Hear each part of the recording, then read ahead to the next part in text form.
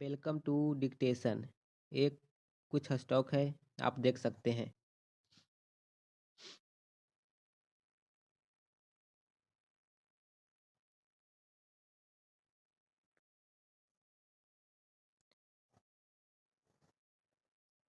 नव वर्ष का आगमन अनेक अपेक्षाओं के साथ होता है। इस अवसर पर सभी शुभ की कामना करते हैं।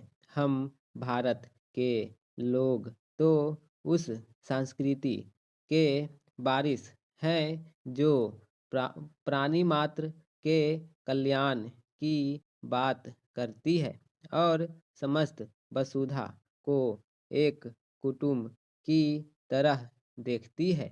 लेकिन सर्वत्र शुभ का संचार होने की चाह के बीच यह भी एक यथार्थ है कि व्यक्ति की तरह समाज और राष्ट्र के जीवन में चुनौतियाँ आती ही रहती हैं। वे इस वर्ष भी आएंगी। इससे अच्छा और कुछ नहीं कि इस नए वर्ष में हम उनका सही तरह सामना करने में समर्थ हों और तेजी के साथ प्रगति के उस पथ पर आगे बढ़ें जिसमें सुख समृद्धि के साथ समरसता भी बढ़े। यह तब संभव होगा जब एक राष्ट्र के रूप में हमारी कार्य संस्कृति बदलेगी और उन बुनियादी समस्याओं का समाधान होगा जो प्रगति की राह में रोड़ा है। वे वैसे तो किसी भी देश की कार्य संस्कृति बदलने का दायित्व मुख्ता शासन और प्रशासन में बैठे लोगों का होता है, लेकिन इस काम में जनता का सहयोग भी आवश्यक होता है।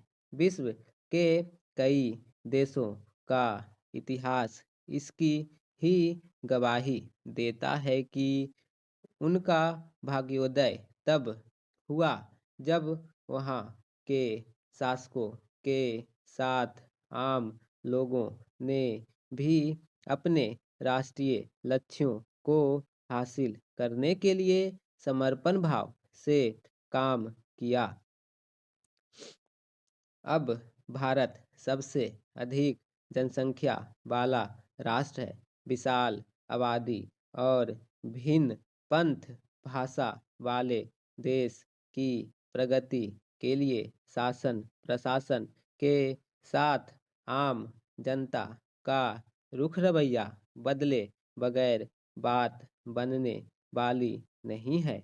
यह समझा जाए कि जैसे शासक का धर्म होता है वैसे ही नागरिक का भी विभिन्न समस्याओं को लेकर शासन प्रशासन के लोगों को उचित ही कटघरे में खड़ा किया जाता है। लेकिन यह प्रश्न प्रायः अनुत्तरित रहता है कि क्या हम भारत के लोग अपने नागरिक धर्म का निर्वाह सही तरह करते हैं। हमें अपने अधिकारों के प्रति सजग होना ही चाहिए, लेकिन क्या हम अपने कर्तव्यों को लेकर भी सचेत रहते हैं?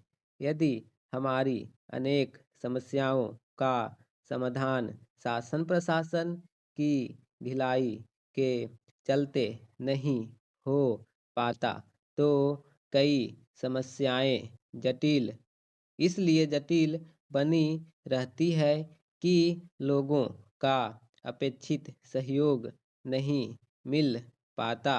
यदि जन सहयोग का यह अभाव दूर हो सके तो इस नए वर्ष में आत्मनिर्भर भारत की राह और आसान हो सकती है।